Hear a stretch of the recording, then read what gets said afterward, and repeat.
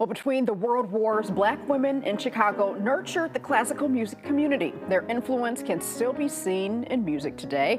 Researcher, musicologist, concert pianist, and now author Samantha Ege joins us today to talk about her new book honoring these women.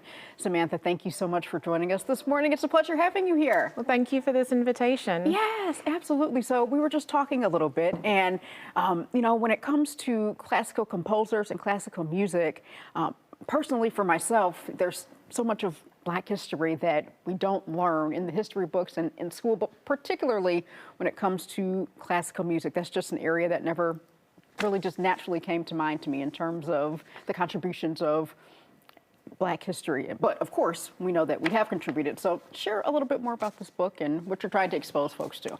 Yes, so this is the story of a group of Black women in the first half of the 20th century who were so passionate about classical music and really made it their own. And so they created their own networks, their own systems of support.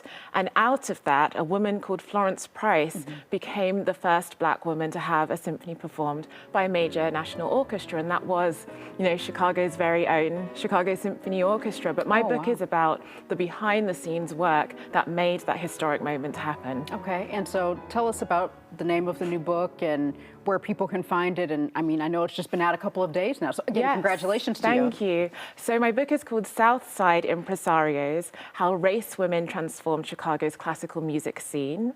And I use this term race women to articulate women who came from quite middle class backgrounds. And, they were sort of unusual for their time, but they really did a lot to, transform the classical music scene. And really, I think I can credit a lot of what I do as a result of what these women did almost 100 years ago. And so who were some of Chicago's race women as you classify them in the book? So we have Florence Price, who is very much at the forefront of this incredible network. But we also have women like Nora Holt, who was a founder of one of the oldest Black classical institutions in the United States. She wrote for the Chicago Defender. In fact, she was the first music critic of the Chicago Defender. So she was a pioneer, and many more women followed in her wake. Okay, and how have these women, and just writing this book, doing this research, how has that impacted you in terms of your work and your performances?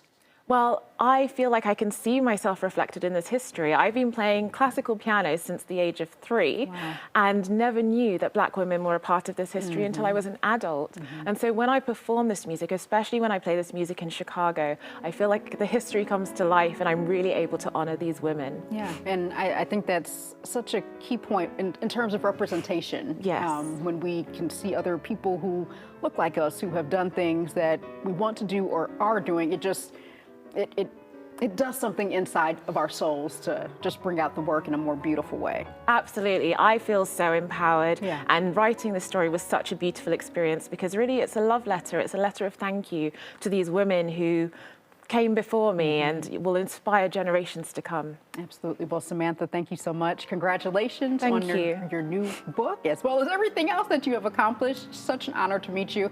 For more information and to purchase the book, you can visit SamanthaEge.com. Is Ege or Ege? Ege, excuse me, SamanthaEge.com. And you can also find her on social media. We'll be right back.